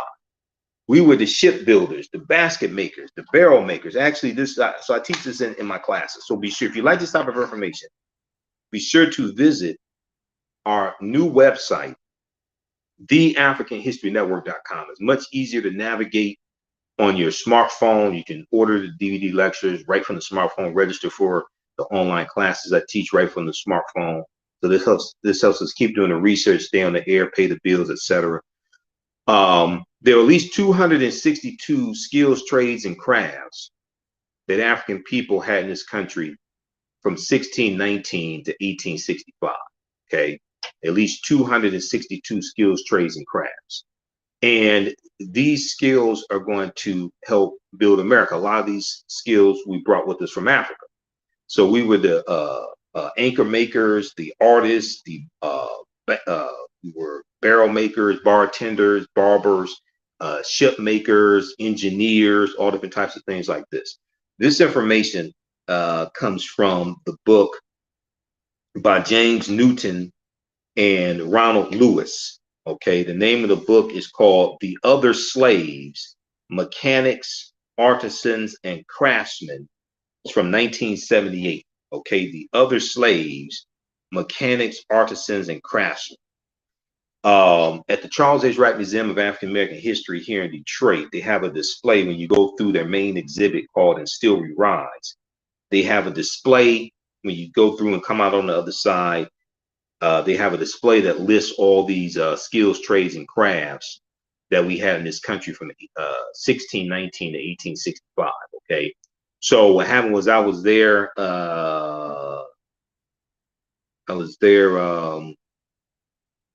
June 7th, 2013, I think it was, or 2012. I was there, and no, I'm sorry. It's July 13th, 2012. I was there, July 13th, 2012. And I was looking at the exhibit, and they had a sign there that said you could not take pictures. Okay. So I went home and got a pen and a pad, and I spent an hour writing down all the skills, trades, and crafts that we had in this country from 1619 to 1865. And then I numbered them. Okay, that's how I know it's 262. Here's a photocopy of what I wrote down. All right, this is just the first page. There's 66 on the first page, skills, trades, and crafts that we had in this country from 1619 to 1865. We didn't just pick cotton and cook food for the master. Okay, this is page 4. And you see 262. That's how I know there was at least 262, because I wrote them all down and numbered them. All right, now,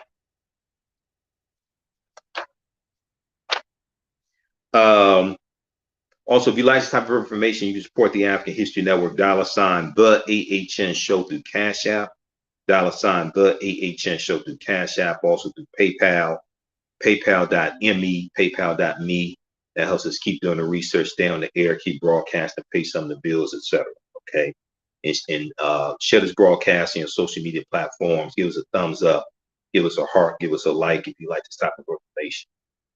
And we also have the information there in the thread of the broadcast. And visit our new website, TheAfricanHistoryNetwork.com. All right, now let's continue here. But historians say one of the central draws for these southern whites was a country where Southerners could freeze time and continue a lifestyle that they had that had been put to a violent end in the United States. In journals, one bragged about how inexpensive Brazilian slaves were. In journals, people would brag about how inexpensive Brazilian slaves were. Another lamented that they could not bring recently freed American slaves to Brazil. Quote, they came to continue having slaves. Luciana Brito, Brito, a historian at the Federal University of Reconcavo de Bahia, Bahia. She said they associated the existence of slavery in Brazil with the maintenance of a system of racial subservience. They associated the existence of slavery in Brazil with the maintenance of a system of racial subservience, end quote. Now, Luciana Brito and other historians have scoured letters, journal entries, and deeds of sale. One researcher found that more than 3/4 of Southerners, white Southerners from the U.S. South, who wrote to the Brazilian government to inquire about immigration were slaveholders. More than 3/4 of white Southerners who wrote to the Brazilian government to inquire about immigration were slaveholders. At least 54 families bought at least 536 African slaves in Brazil upon entering Brazil. At least 54 families bought at least 536 slaves upon entering Brazil. Using racial epithets, they expressed fears of an African government in Brazil. Okay, some people are just never satisfied. You're gonna flee the U.S. because you're afraid of Union control and you're afraid of freed African slaves because now the shoe's on the other foot and you're afraid of the chickens coming home to roost. So now you're gonna flee to Brazil and you fear an African government in Brazil. Why don't you just go back to England or Germany or wherever your ancestors came from? I'm just wondering. You're gonna go to Brazil, where the largest number of Africans were taken into from Africa. That's where you're gonna go, Brazil. Why don't you go to England? Using racial epithets, they expressed fears of a quote-unquote African government in Brazil and Black rulers in the United States. Quote, the Confederados, and once again, the Confederados, this is what those Confederates who set up 2 cities in Brazil were called. They said the city of Americana and Santa Barbara de Oeste, D''Oeste.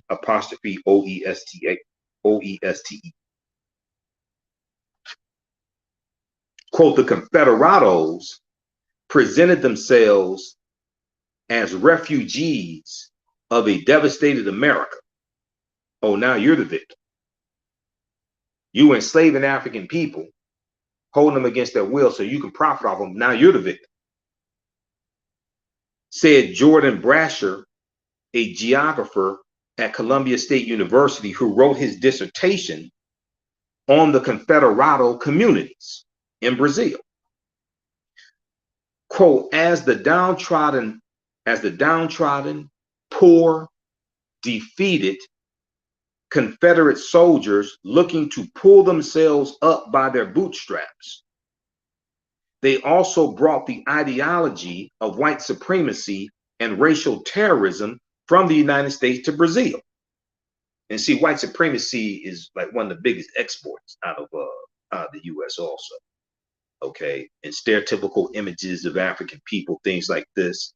These are big exports. Okay, out of the U.S. But anyway, so in one dark episode, two Confederate immigrants led a mob in the lynching of a police chief who refused to track down escaped slaves, in front of his family. He was killed in front of his family. Okay, see, they're exporting domestic terrorism into Brazil.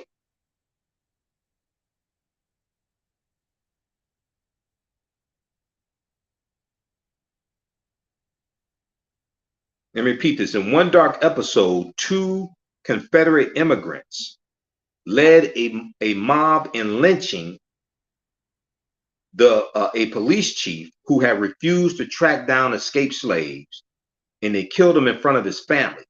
The Confederados were also suspected of assassinating a Brazilian senator who supported emancipation of African slaves. Now, in 1888, Brazil became the last country in the Americas to abolish slavery, nearly a quarter century after the United States did, 23 years after the United States did. But interracial relations in the two countries, the United States and Brazil, were different. There were neither draconian racial distinctions in Brazil nor government prohibitions on intermarrying between the races. The races mixed, yielding a country of extraordinary diversity, Brazil. Over time, some Confederados adopted new opinions on race. Over time, some Confederados adopted new opinions on race. Now, Eugene C. Harter, Harter, who was raised among the Confederados, wrote in a book about the community. He said one of the changes most evident in the Confederados of my youth was their belief in tolerance among the races. He said this they had acquired from the Brazilians. One of the changes most evidenced in the Confederados of my youth was their belief in tolerance, their belief in the tolerance among the races. This they had acquired from the Brazilians. So for some of these Confederados, their ideas about race are going to evolve. The Confederados and their descendants assimilated and intermarried. English was largely forgotten. The towns become indistinguishable from their neighbors. Now, one of the few elements to remain was the yearly Confederate Party with its pageantry, its music, and its flag, the Confederate battle flag. Now, they go on to talk about the organization Black Union for Equality. Claudia Monteiro, Monteiro, Claudia Monteiro, president of the local Black Union for Equality, rarely paid much attention to the party, okay, that the Confederados had. In the name of that celebration, it's celebrating the Confederate States of America in Brazil.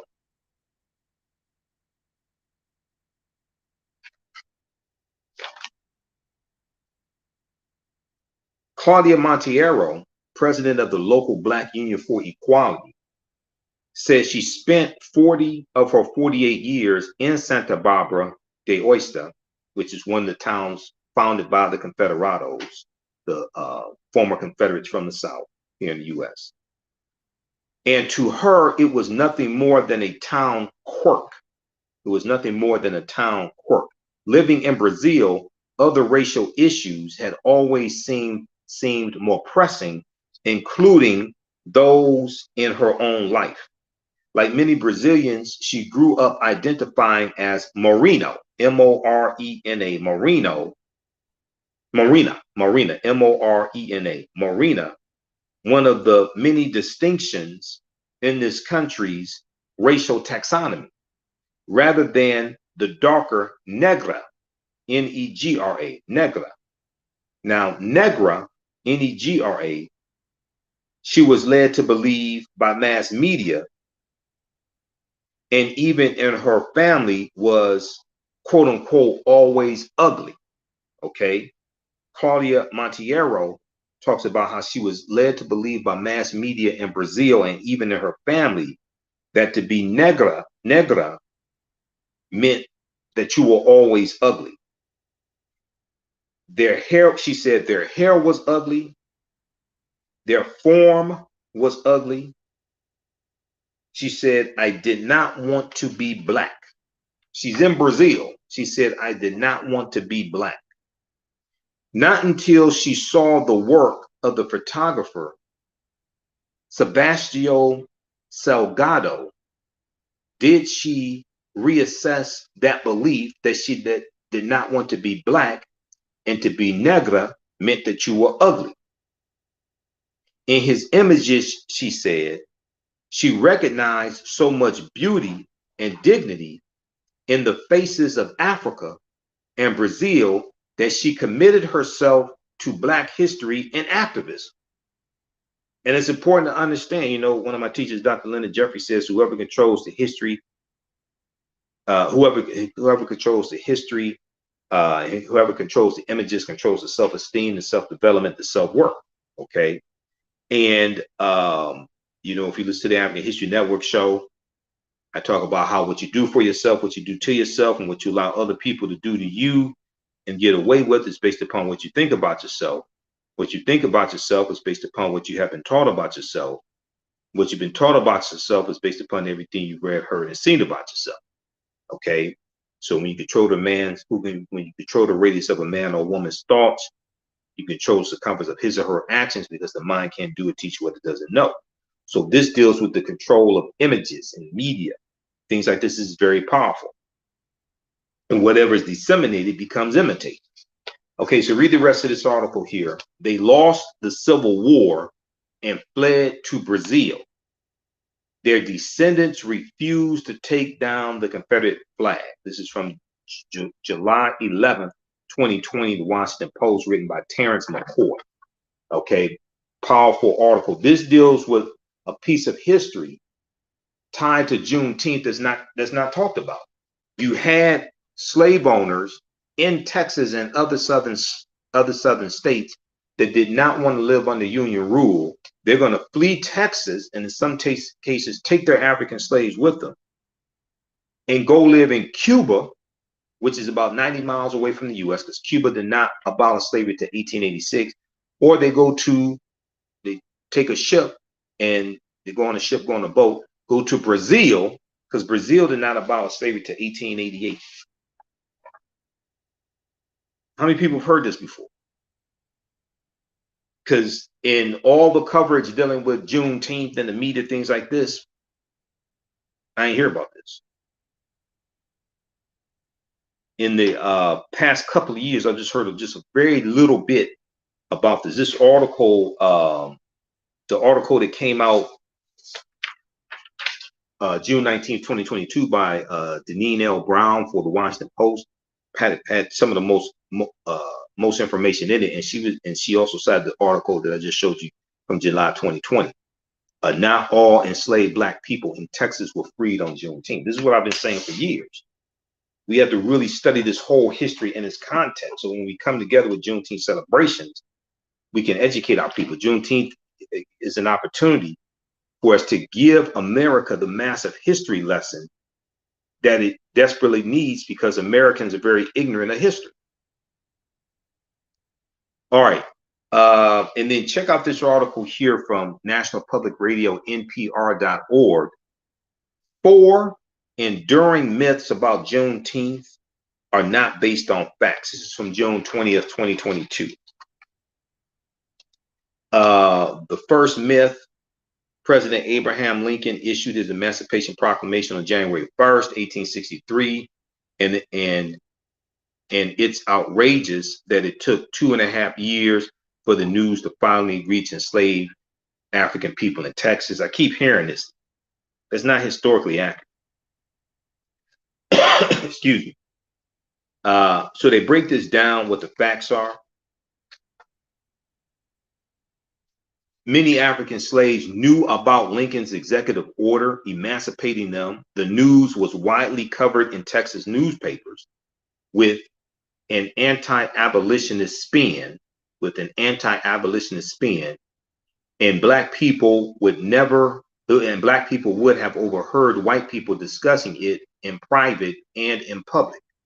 Moreover, Edward T. Cotham Jr., Texas Civil War historian and author of the book Juneteenth, The Story Behind the Celebration, said that there was an incredibly sophisticated communication network among slaves in Texas.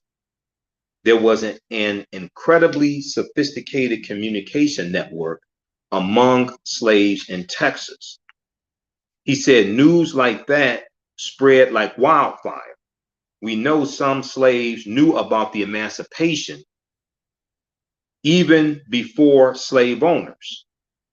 It did not mean anything because there was no army to enforce it. See, it took a military force. There was about 2,000 Union troops that come into Galveston, Texas, along with Major General Gordon Granger. Okay. And they are enforcing General Order Number 3, and they're taking back control of Texas from the Confederacy. They're taking physical control under Texas on behalf of the Union.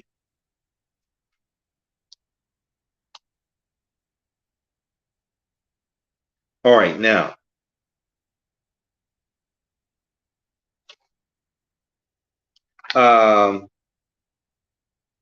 then the second myth: Major General Gordon Granger penned General Order Number 3, the Juneteenth Order, and is credited with freeing Texas slaves. The fact is, the order, which includes the powerful language, all slaves are free, and, quote, absolute equality between slaves and former slaves and former slave owners. That language was actually written by Major General Gordon Granger's staff officer, Major Frederick Emory, who hailed from an abolitionist family in free Kansas. Quote, as a crusader against slavery in Kansas, Major Frederick Emory was well versed on the subject of emancipation, writes Cotham in his Juneteenth book. Okay. Edward T. Cotham Jr. Sam Collins III, the unofficial ambassador of Juneteenth tourism in Galveston, Texas, says Major General Gordon Granger is just one of the characters in the story. He's not any great hero. Matter of fact, he was no friend of enslaved people. There are reports of Gordon Granger sending runaway slaves back to slave-holding states. Now, the third myth: Major General Gordon Granger read the Juneteenth order from a balcony to the people of Galveston, Texas, announcing that all slaves are free. Now, the fact of the matter is, according to Eric Gotham Jr., Edward T. Gotham Jr., author of the book Juneteenth, The Story Behind the Celebration, according to him, General Gordon Granger never read the order publicly, nor did any member of his staff.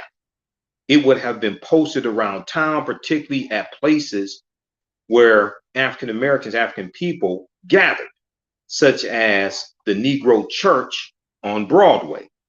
Okay.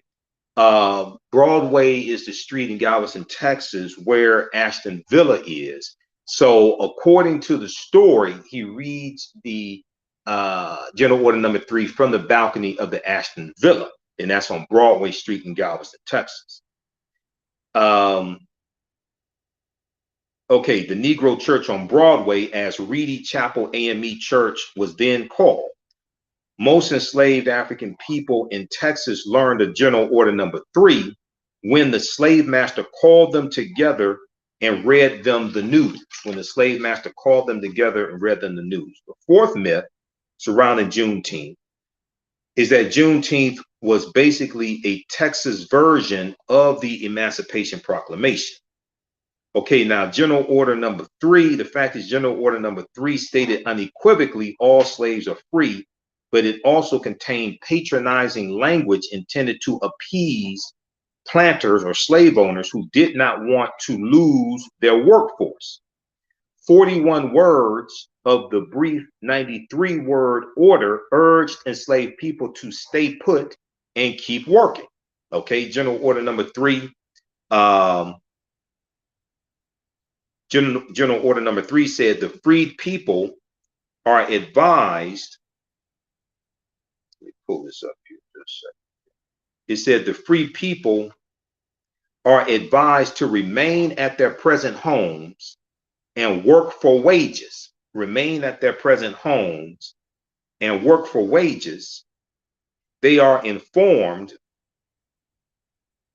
that they will not be allowed to collect at military posts and that they will not be supported in idleness either there or elsewhere. That benefits the planters, the plantation owners, because now this gives them an opportunity to still have a labor force, a workforce, okay, to till the soil and things like this. This gives them the opportunity to still have a labor force. Now, Sam Collins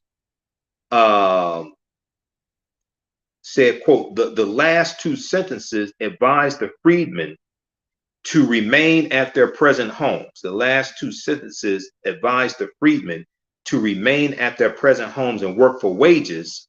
So you're free, but you don't go anywhere. Now, we do know that you're going to have some that leave. You're going to have some of these African slaves who are going to, who came from other, they came from other states and they were taken in by their slave masters into Texas, and they came from Arkansas and Tennessee and Louisiana, things like this. Some of them are going to go back to where they came from.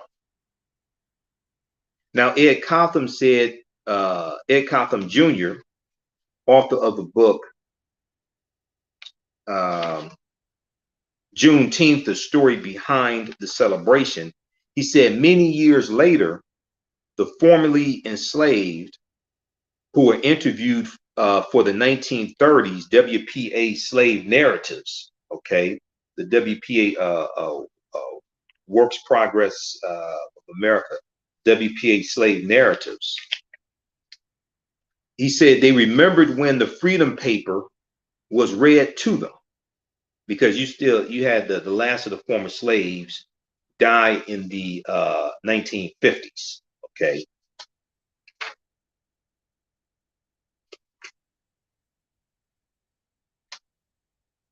So he said that they were in the 1930s, federal government interviewed some of these former slaves who were still alive.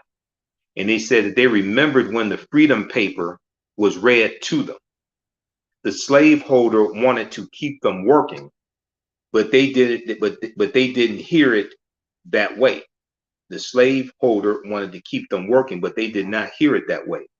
Once those enslaved Africans heard, quote, all slaves are free, end quote, they said, to hell with you. That's what made the Juneteenth order so memorable and made it succeed, end quote. This is according to Ed Copeland Jr. Okay, so check out this other piece. 4 enduring myths about Juneteenth are not based on facts. This is from June 20th, 2022 by John Burnett for NPR.org, National Public Radio. So be patient with me. Like I said, normally I do this from my laptop and I can show you this stuff on the screen. I'm broadcasting through Restream on my smartphone. My laptop died on me, so I'm trying to get it fixed or get it replaced or something. See what's going on, because I'm crippled without a laptop. I run my business from that, and edit video and all of our shows and everything. Okay, so hopefully you like this type of information. Follow us here on our Facebook fan page, The African History Network, The African History Network, and our YouTube channel, Michael Imhotep, IMHOTEP. Give us a thumbs up, give us a heart, give us a like on this broadcast. Okay. Support the African History Network. You can register for the online history classes that I teach. Visit our new website, TheAHNShow.com. TheAHNShow.com is our new website. You can order my DVD lectures there. You can order, I have a 2.5-hour lecture dealing with the real history of Juneteenth, Juneteenth history, Emancipation Day, but not Independence Day. We never got our 40 acres and the mule. Dr. King's Poor People's Campaign. We're coming to get our check. I do a lot of history, Civil War history, Reconstruction, all that here.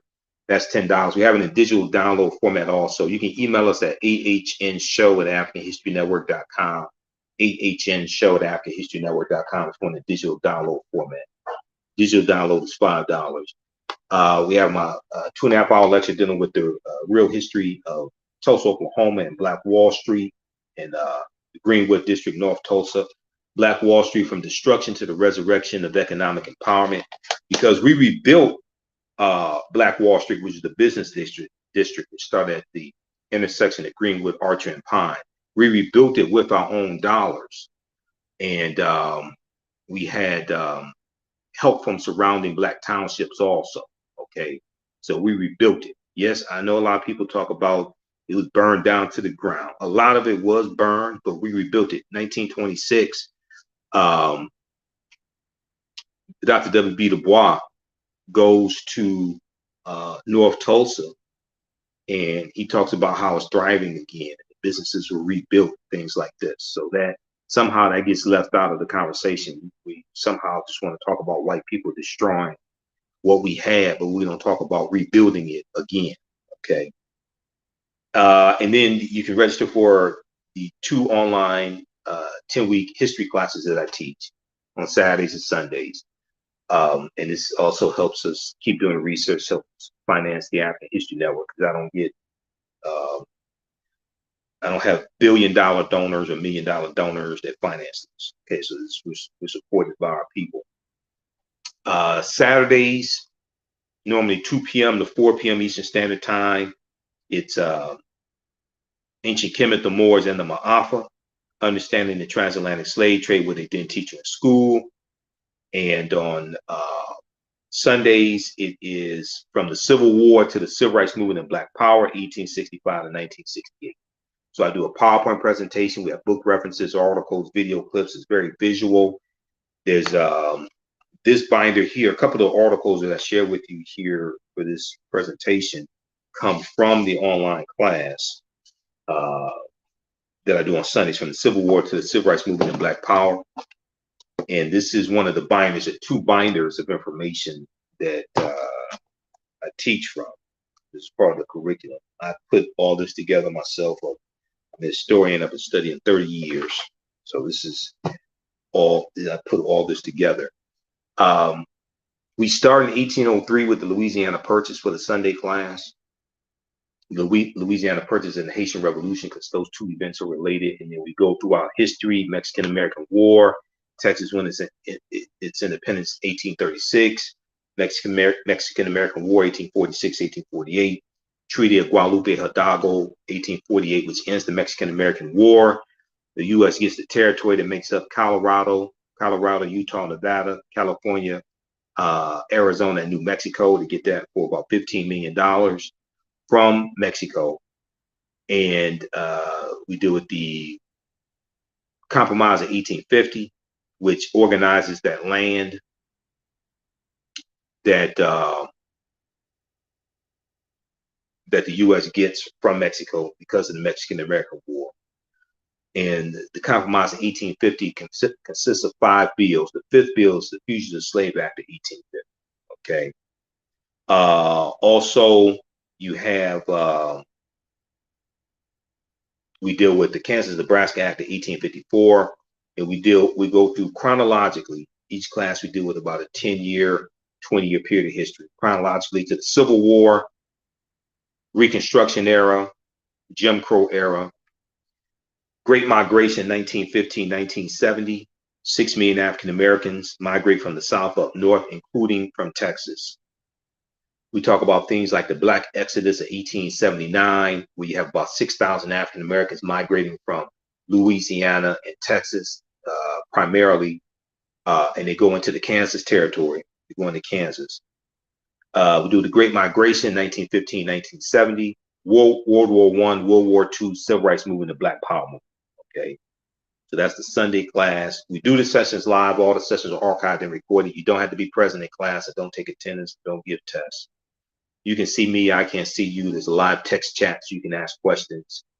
If you missed a class, the class is archived. You can go watch it anytime, even a year from now, 2 years from now. Class is still there. You can go watch it. Okay. The information I would say is PG-13, so you can share it with your children also. And then on Sunday, I teach ancient Kemet, the Moors, and the Ma'afa, understanding the transatlantic slave trade, where they didn't teach you in school. So Kemet's one of the original names for Egypt, meaning the land of the blacks. And we do with thousands of years of history and what leads up to the transatlantic slave trade taking place. We go through and analyze that as well. We deal with ancient Africa. We deal with the African presence here in this land, going back tens of thousands of years as well. And this is some information that Dr. David Imhotep deals with in his book, The First Americans Were African Documented Evidence. All right, so both of these classes thoroughly documented. Also, class on sale right now, $60, regularly $130. We have a bundle pack.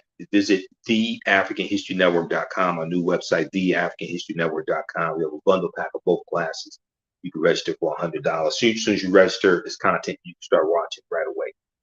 Also, if you want to support the African History Network, $ TheAHNShow, SHOW, through Cash App and through PayPal, paypal.me/TheAHNShow. We have the information in the thread of the broadcast, and it's at our website, TheAfricanHistoryNetwork.com. When you do it through Cash App, when you go to a Cash App account, it'll say Michael and show my picture there. So if you type it in, be sure to type in the full Cash App tag, $TheAHNShow, SHOW, because there's some fake African History Network Cash App accounts out there, and they're using our logo, trying to get them shut down now. You go to ours, it'll say Michael and show my picture. Okay, so thanks for joining us today. Give us a thumbs up, give us a heart on, give us a like on this broadcast. Listen to the African History Network show Sundays, 9 p.m. to 11 p.m. Eastern Standard Time on 9:10 a.m. Superstation WFDF. Hopefully by this Sunday, I'll have a new laptop, one way or another, either from the insurance company or somewhere. I got to buy one. May have to buy one because I can't operate without a laptop. So that makes sense. But we'll be on Sunday, 9 p.m. to 11 p.m. Eastern Standard Time, the African History Network show. We broadcast on the social media platforms, and I'm on 9:10 a.m. the Superstation WFDF here in Detroit. I'm a radio talk show host here in Detroit. Download the iHeartRadio app. Search for 9:10 a.m. WFDF. You can listen to all those shows live, and also search for the African History Network on iHeartRadio, because we have our own channel, so they have about 300 of my podcasts archived. Wherever you get your audio podcast from, search for the African History Network show, because we're on 10 different audio podcast platforms: iHeartRadio, iTunes, Stitcher, Castbox, FM Player, Blog Talk Radio, etc., Google Podcasts, Facebook Podcasts. Search for the African History Network show. All right, look, we have to get out of here. Remember, thanks for joining us today. Happy Juneteenth. We have to correct the history and protect the history of Juneteenth.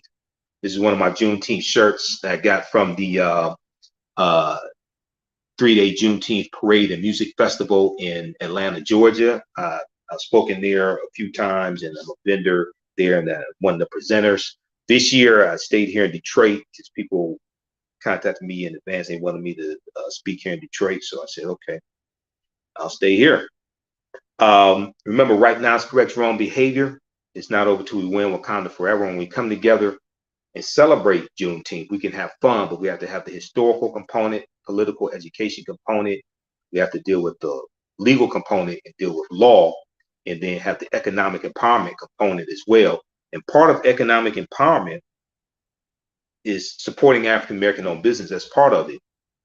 The other part of economic empowerment is these corporations like Walmart that want to capitalize on Juneteenth and sell Juneteenth products, which they should not. We should shut that down. What we have to do is flip that and say, wait a second, you want to capitalize on Juneteenth? How many African Americans do you have on your executive board? Where do you deposit your money? How many Black-owned banks do you deposit money in? What percentage of your profit do you deposit in Black-owned banks? How many contracts do you give to African American-owned businesses? Who handles your advertising? How many African American-owned advertising agencies do you do business with? Or are you contracted with? Where do you spend your advertising dollars? What African American-owned media? Not African American targeted media, African American owned media specifically. What percentage of your advertising budget is spent with African American owned media? See, that's an investment. There's a difference between you selling products targeting the African American community and us renegotiating our relationship with corporate America, which is what we should do with all these corporations that we spend dollars with. This is something one of my teachers, Dr. Claude Anderson, has been talking about for years.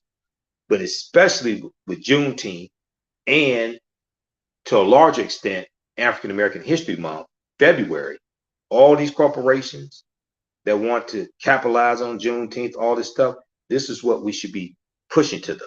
This deals with renegotiating our relationship with corporate America. This deals with leveraging our economics to enforce our political agenda as well. Economic empowerment, okay?